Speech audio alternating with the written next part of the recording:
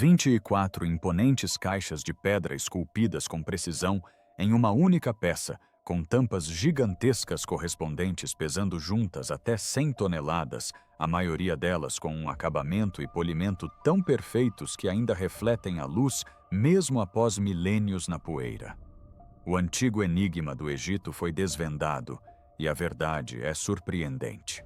As enormes caixas de granito esculpidas com uma precisão impossível para qualquer ser humano intrigaram especialistas por séculos. Não sei como eles fizeram isso. Tudo o que sei é que eles fizeram isso. Acho que ninguém sabe como eles fizeram isso, como ergueram aquelas pedras, como as trouxeram até aquele nível. Creio que estamos diante de uma tecnologia perdida. Escondidas nas profundezas de Serapion, essas estruturas colossais sussurram segredos de uma civilização extinta. Agora, novas descobertas revelam seu propósito, dando origem a teorias mirabolantes e admiração global. Teriam sido construídas por forças além da nossa compreensão. Junte-se a nós enquanto mergulhamos no mistério fascinante da história antiga do Egito. Os gigantes de granito de Saqqara. As caixas de Serapião estão entre os artefatos mais intrigantes do Antigo Egito. Cada uma delas exige atenção não apenas por seu tamanho impressionante, mas também pela inexplicável maestria por trás de sua criação. Escondido sob as areias de Saqqara, encontra-se um vasto labirinto esculpido na rocha sólida, uma necrópole subterrânea que se estende por quase 300 metros. Em seus corredores silenciosos repousam 24 caixas colossais de granito, esculpidas em blocos únicos de pedra e polidas à perfeição, com bordas tão exatas que as variações são de menos de uma fração de milímetro. Alguns desses blocos maciços vieram de pedreiras em Assuan, transportados por mais de 800 quilômetros através de um terreno implacável. Cada bloco pesa entre 70 e 100 toneladas, e mesmo assim, de alguma forma, eles não só foram movidos para esta câmara subterrânea, como também instalados em corredores visivelmente mais estreitos do que os próprios blocos. A implicação é inescapável. Elas tiveram que ser colocadas primeiro muito antes dos túneis serem totalmente escavados, exigindo uma visão e um planejamento que desafiam o que acreditamos que os antigos egípcios eram capazes de fazer apenas com cinzéis de cobre, ferramentas de bronze e puro trabalho manual. As próprias estruturas parecem quase estéreis em seu design. Paredes de granito preto, com mais de 3 metros de altura, seus interiores perfeitamente quadrados, seus cantos formando ângulos precisos de 90 graus. A geometria é tão precisa que, mesmo com brocas modernas com ponta de diamante e máquinas de corte guiadas por computador, os engenheiros admitem que recriar tais dimensões hoje seria um desafio assustador. No entanto, aqui estão elas nas profundezas de Saqqara, monumentos a um nível de habilidade artesanal que parece deslocado em sua suposta época. Quando Auguste Ferdinand Mariette as descobriu pela primeira vez em 1850, sua descoberta estava longe de ser óbvia. Tudo começou com um tênue alinhamento de esfinges semi-enterradas, estendendo-se pelo deserto. Seguindo seu rastro silencioso, Mariette desenterrou um poço que levava para a escuridão. Ao contrário das pirâmides que se erguiam orgulhosamente sob o sol, não havia inscrições, nem assinaturas reais, nem marcos cerimoniais que anunciassem grandeza. O que se encontrava abaixo era diferente, silencioso, selado e estranhamente desprovido de decoração. Dentro do Serapio, o mistério só aumentava. Os arqueólogos classificaram as caixas como sarcófagos dos touros Apis, reverenciados como manifestações vivas do deus Ptah. No entanto, a explicação parece incômoda quando confrontada com a realidade das evidências. O imenso esforço necessário para extrair, transportar e moldar tais megalitos parece desproporcional ao propósito de sepultar até mesmo os animais mais sagrados. E quando as tampas foram removidas, quase todas as caixas estavam vazias. Sem touros, sem oferendas elaboradas, nem mesmo as mais tênues inscrições ou hieróglifos que sugerissem seu propósito. Os poucos vestígios descobertos foram posteriormente datados e demonstraram ter sido colocados séculos depois da construção das próprias caixas, como se mãos posteriores tivessem tentado atribuir significado a algo que não compreendiam.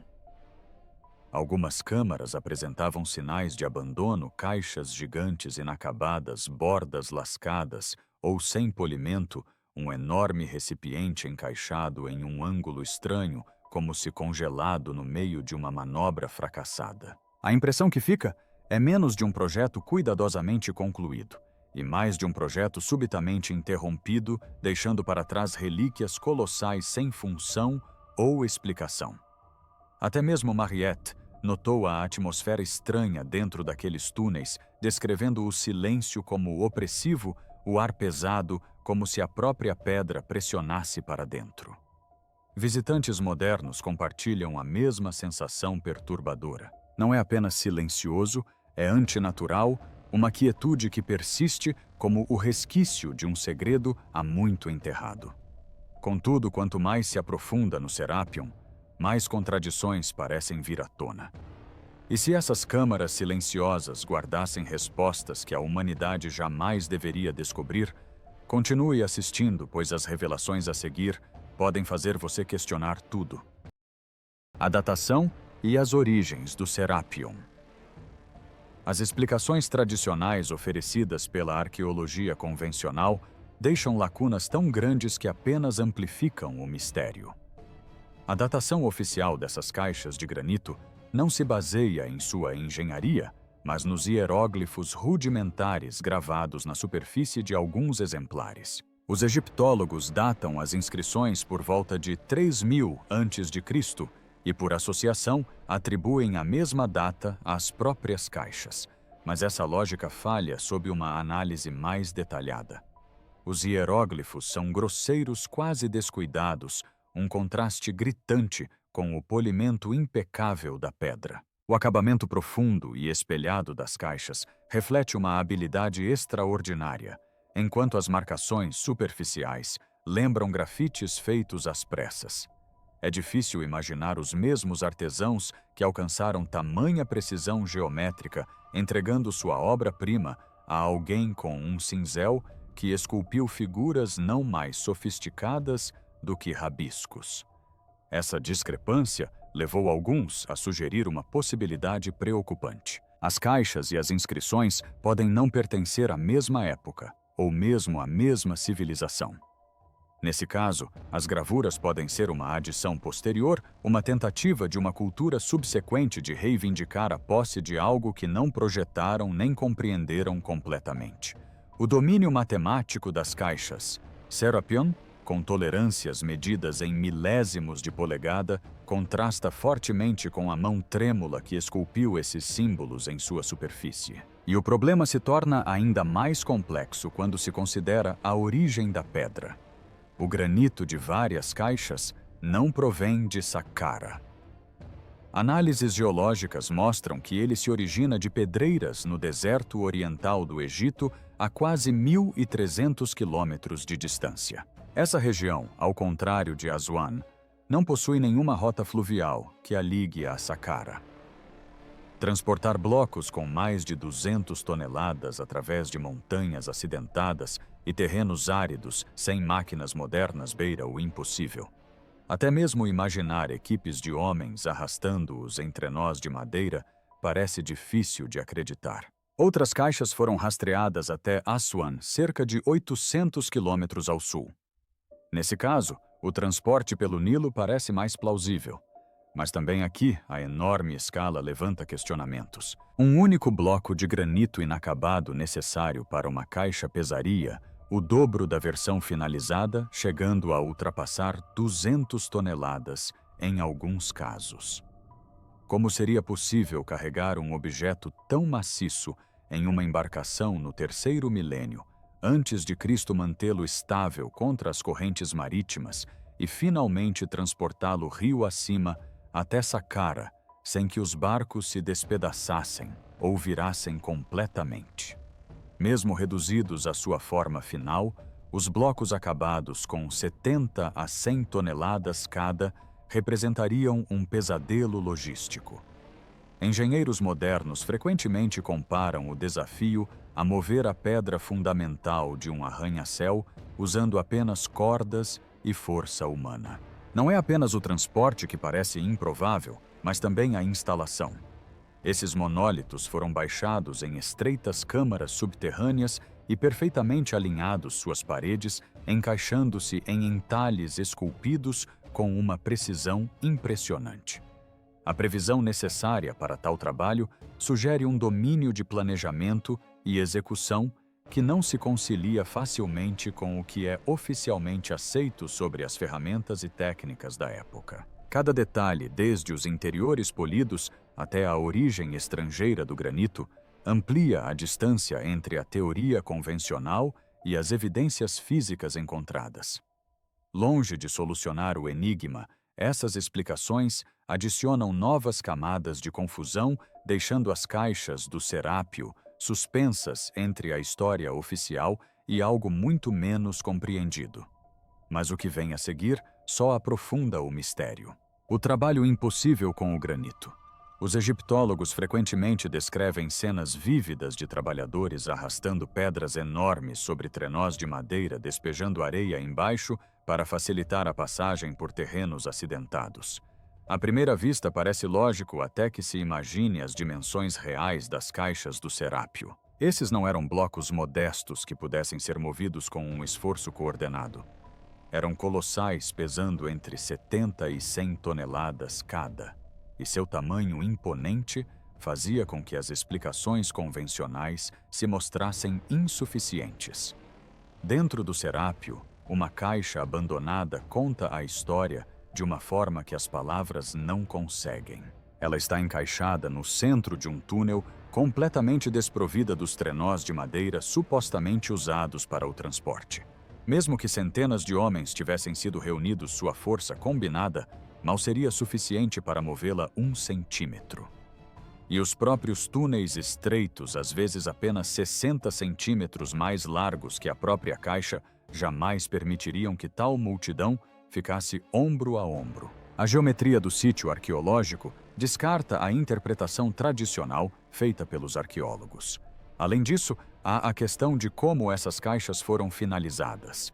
Algumas permanecem incompletas, com as tampas nunca colocadas, e uma grande laje jaz solitária na entrada do túnel, como se tivesse sido deixada ali às pressas. Um exemplo inacabado revela outro detalhe importante.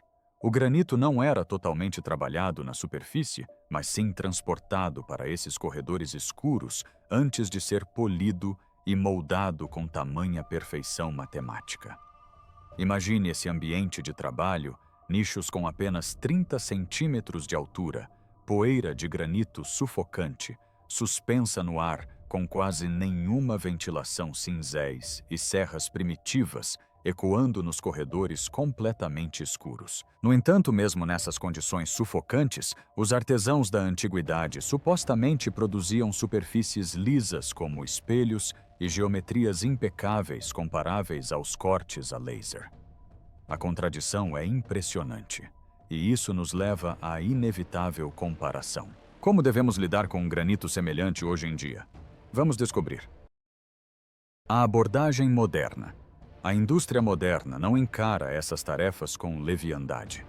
Para extrair granito, são utilizados explosivos para fraturar a rocha matriz e guindastes gigantescos ou equipamentos de terraplenagem e são blocos de pedreiras íngremes. Uma vez extraída a pedra, é moldada com serras enormes, sob pressão hidráulica, cada lâmina com ponta de diamante para cortar a superfície implacável. Mesmo com essa tecnologia, a maioria das empresas modernas evita manusear blocos únicos tão grandes. O peso descomunal e a complexidade logística tornam essa operação antieconômica e impraticável. Se tentássemos construir uma caixa de Serápio hoje, o processo estaria longe de ser simples. Os engenheiros começariam extraindo um bloco monolítico de mais de 200 toneladas, pois a caixa final, com 70 a 100 toneladas, ainda exigiria a remoção de grandes quantidades de pedra.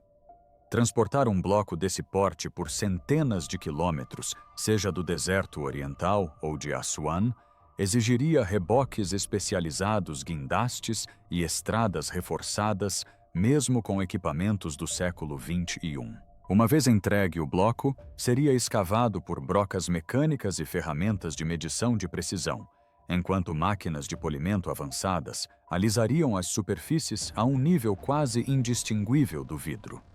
Produzir uma tampa a partir do mesmo bloco adicionaria ainda mais complexidade. E somente após essas etapas árduas surgiria o problema de baixá-lo para dentro de um túnel subterrâneo, uma façanha que, em termos de engenharia moderna, exigiria sistemas de pórticos robustos, suportes de aço e meses de planejamento cuidadoso. Por essa razão, os engenheiros modernos admitem que jamais tentariam um desafio como esse da maneira como era feito no passado. Hoje, a solução prática seria fabricar cada caixa a partir de 6 placas de granito perfeitamente cortadas e encaixadas para imitar um monólito. Seria mais rápido, mais seguro e exigiria muito menos recursos. No entanto, dentro do Serapion de Saqqara, o que vemos desafia essa lógica. Não se tratam de painéis unidos com precisão, mas de monólitos indivisíveis, cada um esculpido em um único bloco transportado e polido há milhares de anos com métodos ainda inexplicáveis. E a maior maravilha não reside apenas em sua construção, mas nos segredos que foram construídos para guardar. Vamos desvendar esse mistério. A perfeição contida na pedra. Um único olhar para as caixas de Serapion é suficiente para fazer a razão vacilar. A escala, o acabamento, a precisão, nada parece obra de uma civilização presa a cinzéis de cobre e martelos de pedra. O próprio ato de escavar blocos de granito tão enormes deveria ter sido exaustivo, dispendioso e cheio de imperfeições. No entanto, o que se vê em Saqqara conta uma história bem diferente. Suas paredes têm uma espessura uniforme, medida com uma regularidade impressionante, e seus interiores brilham como se a própria luz tivesse sido aprisionada dentro da pedra polida. Mesmo após séculos de abandono, e apesar das rachaduras causadas por saqueadores de tumbas, as superfícies ainda refletem como vidro, recusando-se a perder o brilho. A estranheza se aprofunda quando se examinam os vestígios deixados para trás. Pesquisadores apontaram gotas endurecidas de um resíduo desconhecido na base de certas tampas. Evidência talvez de uma técnica química perdida que criava o brilho espelhado. Os antigos pedreiros, pelo menos segundo a história convencional, não estavam familiarizados com compostos abrasivos. Eis aqui a prova que sugere um conhecimento que ia além do simples bater de martelos. Se for verdade, significa que o domínio da ciência dos materiais por parte deles era muito mais avançado do que os livros didáticos permitem. Por que dedicar tanto trabalho e engenhosidade ao interior de uma caixa de granito que, segundo a tradição, servia apenas para guardar os restos mortais de touros, cada canto polido com precisão cirúrgica, cada superfície refinada a uma perfeição quase matemática? A sensação é menos de um caixão e mais de um artefato de engenharia. E quando comparamos esse trabalho artesanal aos métodos supostamente utilizados, as contradições se multiplicam. Para aceitar a versão mais aceita, é preciso imaginar operários extraindo blocos de granito de 200 toneladas de Assuan ou do deserto oriental, transportando-os por centenas de quilômetros até Saqqara, e em seguida, moldando-os com ferramentas manuais em estruturas tão precisas que os engenheiros modernos têm dificuldade em encontrar defeitos. A própria geometria das caixas desafia essa narrativa. As superfícies planas testadas com réguas permanecem impecáveis. Os cantos internos se encontram em ângulos retos extremamente precisos, e nenhuma única fratura danifica as pedras maciças. Tente golpear o granito com marretas de pedra e os blocos se estilhaçariam. Tente raspá-lo interminavelmente com cinzéis, e você precisaria de uma vida inteira para alcançar sequer uma fração do acabamento. Afinal, o granito é uma das pedras mais duras da Terra. No mundo atual, equipado com níveis a laser serras com ponta de diamante e maquinário pesado, transformar um bloco de 100 toneladas em uma caixa oca levaria meses para ser concluído por equipes de especialistas. E isso dentro de uma fábrica moderna com ambientes controlados, medições avançadas e equipamentos que custam milhões de dólares. Mesmo assim, os engenheiros admitem que a maneira mais fácil de reproduzir tal objeto seria montando várias placas, 6 peças encaixadas perfeitamente, em vez de esculpir a partir de um único monólito. No entanto, aqui estamos diante de dezenas de caixas indivisíveis, esculpidas em uma época que supostamente não possuía máquinas. É aqui que a questão da intenção se choca com o problema da execução. Se esses eram realmente caixões para touros sagrados porque os fizeram tão maciços e precisos, o maior mede mais de 4 metros de comprimento e mais de 2 metros de largura. Seria esse volume uma forma de proporcionar mais conforto aos touros na vida após a morte? Isso parece improvável, considerando que touros apes encontrados nas proximidades eram sepultados em sarcófagos de madeira muito menos suntuosos. Nem mesmo os faraós tinham esse luxo.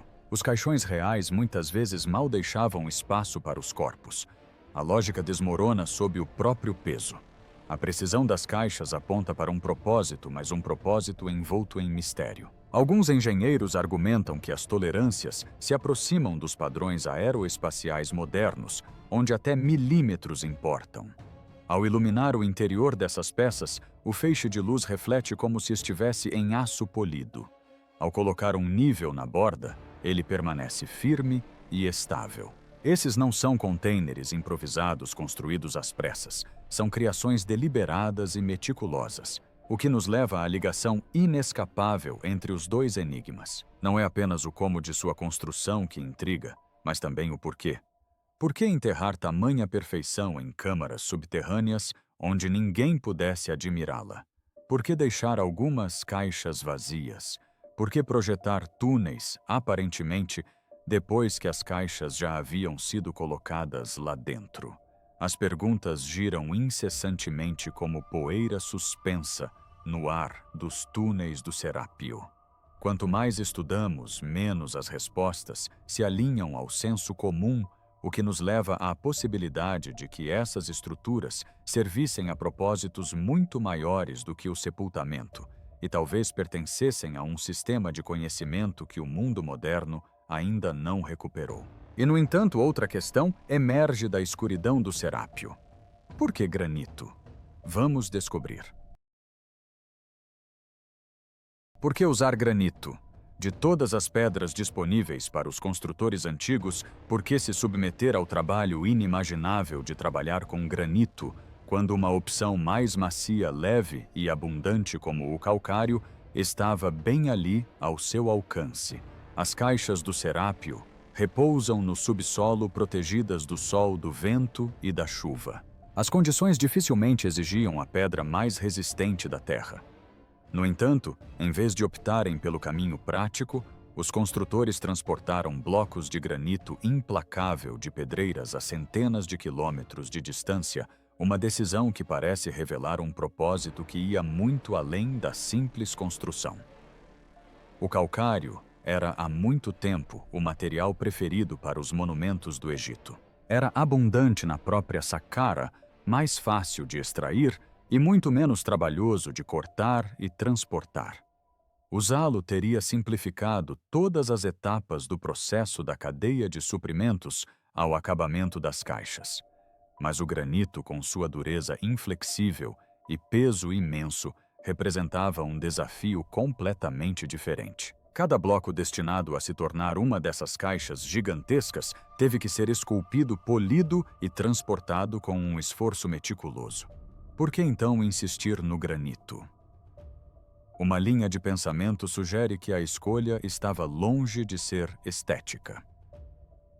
O cosmonauta russo Konstantin Borisov, que estudou os megalitos egípcios e suas propriedades, argumentou que o granito possui características únicas além de sua durabilidade. Ao contrário do calcário, o granito não é poroso, permitindo que as caixas sejam seladas quase hermeticamente depois de colocadas as tampas. Mais intrigante ainda é o seu alto teor de quartzo. Sabe-se que o quartzo, sob extrema pressão ou tensão mecânica, gera cargas elétricas. Em teoria, isso significa que essas colossais câmaras de pedra podem ter funcionado menos como sarcófagos e mais como máquinas gigantescas, baterias ressonantes escondidas sob as areias do Egito. Alguns pesquisadores especulam que, se tal tensão tivesse ocorrido, a voltagem poderia ter sido forte o suficiente para ionizar o ar ao redor das caixas, produzindo um brilho tênue. Os próprios túneis corroboram essa teoria incomum. Ao contrário de outros sítios subterrâneos egípcios, eles não apresentam marcas de fuligem ou resíduos de queimaduras que sugiram o uso de tochas para iluminação. Seriam as próprias pedras que forneciam a luz. O mistério se aprofunda ainda mais quando consideramos que tais escolhas desafiam explicações práticas. O granito não era apenas mais difícil de obter, como também era exponencialmente mais difícil de moldar, transportar e escavar. E, no entanto, foi uma escolha deliberada, sugerindo um propósito que estamos apenas começando a compreender. Mas se a escolha do granito foi intencional, o mistério se aprofunda. Qual era exatamente a função dessas caixas colossais? Continue assistindo. O propósito das caixas do Serapion. Considere o seguinte: as tampas em si pesam quase 30 toneladas, mas esboços do início do século XIX revelam algo ainda mais estranho: pilhas de pedra deliberadamente empilhadas sobre elas. Se esses sarcófagos fossem realmente apenas túmulos para touros, porque seria necessário peso adicional, as tampas de granito por si só poderiam ter selado seu conteúdo para a eternidade. Touros não podem escapar de seus caixões. A única razão lógica para adicionar toneladas de pedra sobre as tampas é a pressão. Um esforço intencional para amplificar a vedação, para aprisionar algo volátil em seu interior. Seriam essas caixas projetadas não como caixões, mas como câmaras de pressão, instrumentos para realizar processos que iam muito além do mero sepultamento. A ideia é perturbadora, mas está de acordo com a proposta de Konstantin Borisov de que as caixas de Serapion não eram simbólicas, mas sim tecnológicas. Suas paredes de granito não porosas combinadas com tampas perfeitamente ajustadas poderiam ter aprisionado gases sob pressão extraordinária. Nesse cenário, as caixas deixam de ser monumentos da morte e se tornam monumentos da ciência. E aqui, a história do Serapion se cruza com teorias mais amplas e igualmente instigantes. Os egiptólogos frequentemente descrevem o trabalho inimaginável envolvido. Centenas de trabalhadores curvados em passagens estreitas arrastavam blocos de granito com mais de 100 toneladas por túneis sinuosos, posicionando-os com precisão impecável, repetindo esse feito hercúleo, não uma, mas 24 vezes. Aceitar que tal esforço foi feito apenas para enterrar touros sagrados é difícil de acreditar. A escala e a determinação sugerem um propósito mais profundo, algo central para a própria essência de sua civilização. Engenheiros como Christopher Dunn alimentaram essa especulação. A pesquisa de Dunn argumenta que a Grande Pirâmide pode não ter sido um túmulo, mas sim uma vasta máquina projetada para gerar energia. Se uma pirâmide podia servir como usina elétrica, por que o Serapion não poderia funcionar como uma série de baterias gigantescas? A presença de quartzo no granito, capaz de liberar carga elétrica sob tensão, confere a essa ideia um peso inesperado. Essa linha de pensamento evoca vozes ainda mais controversas. Figuras como Graham Hancock, que sugeriram que tais monumentos podem ser a herança de uma civilização há muito apagada da memória. Através de mitologias e textos sagrados da Mesopotâmia à Mesoamérica, ecos de um grande dilúvio persistem. E se esse dilúvio tivesse apagado uma cultura muito mais avançada do que imaginamos? Um povo que dominava a pedra, a energia e a engenharia em uma escala que rivaliza com a nossa. Nesse caso, os egípcios que conhecemos da história, mestres em ferramentas de cobre e cinzéis, podem ter sido herdeiros de ruínas que compreendiam apenas parcialmente. Se isso for verdade, então as caixas de Serapion não são simplesmente sarcófagos de touros nem meros ecos de rituais. São fragmentos de um capítulo anterior da história da humanidade. Um capítulo em que o poder, a pressão e a pedra foram utilizados de maneiras que só agora começamos a questionar. O mistério da herança. Quando as pessoas ouvem falar de uma civilização perdida com tecnologia muito à frente de seu tempo, a ideia muitas vezes parece pura fantasia. No entanto, a versão aceita da história de que cinzéis de cobre e martelos de pedra de alguma forma moldaram blocos de granito perfeitos em câmaras herméticas não soa menos implausível quando examinada de perto. Os arqueólogos têm se esforçado há muito tempo para explicar essas contradições, e as explicações oferecidas raramente satisfazem a lógica dos engenheiros ou historiadores modernos. Isso levou a outra possibilidade que discretamente vem ganhando força. E se os egípcios não tivessem construído originalmente essas caixas maciças, mas as tivessem herdado de uma cultura muito mais antiga? Nesse caso, talvez eles também não tivessem certeza do verdadeiro propósito dessas câmaras de pedra. Diante de recipientes perfeitamente elaborados que não conseguiam replicar, podem simplesmente tê-los adaptado para seus próprios rituais, colocando os touros apis mumificados dentro deles. Apoiando essa ideia, estão as gravuras grosseiras quase descuidadas, encontradas em algumas das superfícies das caixas marcas que parecem estranhamente deslocadas quando comparadas à precisão impressionante das próprias estruturas. O legado enigmático de engenheiros esquecidos. A história dos monumentos de pedra do Egito é frequentemente contada com uma certeza reconfortante: cinzéis, mão de obra e paciência. No entanto, quanto mais se observa, mais rachaduras aparecem nessa história simples. Como explicar caixas de pedra colossais esculpidas em granito tão denso que até mesmo ferramentas modernas com ponta de diamante têm dificuldade em deixar uma marca? Não se tratam de recipientes rudimentares.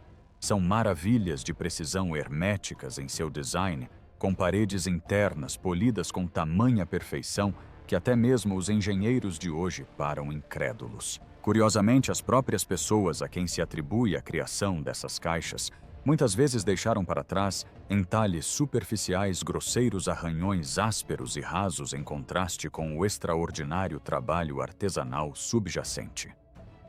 Esse contraste levanta uma possibilidade surpreendente.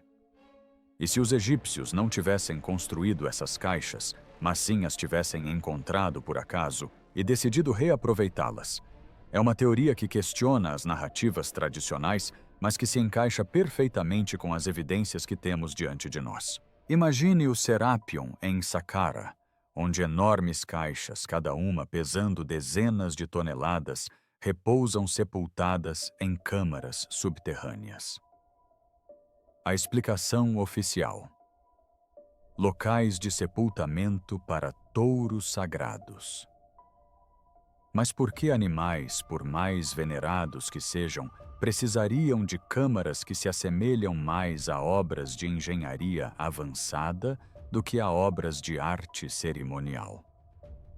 Essa interpretação parece mais uma tentativa de preencher uma lacuna no conhecimento do que uma resposta genuína. Os historiadores apontam prontamente para martelos de pedra e ferramentas de cobre, mas a lógica se opõe. Se os melhores artesãos de 1850 a.C. realmente construíram essas maravilhas com simples cinzéis, por que não vemos milhares de exemplos intermediários, tentativas de prática, obras abandonadas ou trabalhos fragmentados espalhados pelo deserto? Em vez disso, nos deparamos com produtos acabados que parecem saltar da rocha, já formados, cuja perfeição permanece inexplicável. Essa discrepância levou alguns pesquisadores a proporem uma ideia alternativa. Talvez uma civilização mais antiga, agora perdida, tenha deixado para trás essas proezas de engenharia e os egípcios dinásticos simplesmente as herdaram. Assim como adaptamos ruínas antigas para usos modernos, será que eles teriam feito o mesmo? Intrigados, mas práticos, incapazes de compreender seu propósito original, talvez tenham transformado esses misteriosos recipientes em túmulos para touros sagrados, sobrepondo seus próprios rituais a uma tecnologia que não conseguiam replicar. Quanto mais se aprofunda na investigação, mais estranho tudo se torna. Imagine uma sociedade confrontada com relíquias que desafiam qualquer explicação. Elas poderiam esculpir seus hieróglifos nas superfícies lisas, não para reivindicar a autoria, mas para deixar uma marca de propriedade, transformando o mistério em tradição. A discrepância entre as inscrições rudimentares e a geometria impecável poderia, na verdade, ser uma confissão histórica de ignorância. Os estudiosos tradicionais naturalmente resistem a tais especulações. Eles alertam contra a reescrita da história para adequá-la à imaginação moderna. No entanto, as inconsistências permanecem persistentes. Para cada explicação convincente, novas perguntas surgem. Quem possuía o conhecimento para moldar o granito com tamanha precisão? Por que esse conhecimento desapareceu? E como uma civilização capaz de tal engenharia não deixou nenhum registro claro de seus métodos? Longe de encerrar o debate, cada descoberta em Saqqara apenas aprofunda o enigma, instigando-nos com a possibilidade de que a história seja muito mais complexa do que nos ensinaram. E como podemos interpretar as evidências deixadas na própria pedra? Não perca esta descoberta final. Ecos de uma tecnologia esquecida. Furos perfeitamente circulares atravessam artefatos de granito espalhados pelo Egito, suas paredes lisas e profundidade uniforme, sugerindo ferramentas capazes de velocidades e precisão que ultrapassam o alcance dos cinzéis de cobre. Um objeto peculiar, um cilindro de granito encontrado perto da Grande Pirâmide, apresenta um sulco espiral contínuo, cujas marcas são surpreendentemente semelhantes às de um disco de vinil. Para formar tais padrões, seria necessária uma rotação em alta velocidade, um conceito que não faz parte do conjunto de ferramentas simples geralmente atribuído aos construtores de 2500 a.C.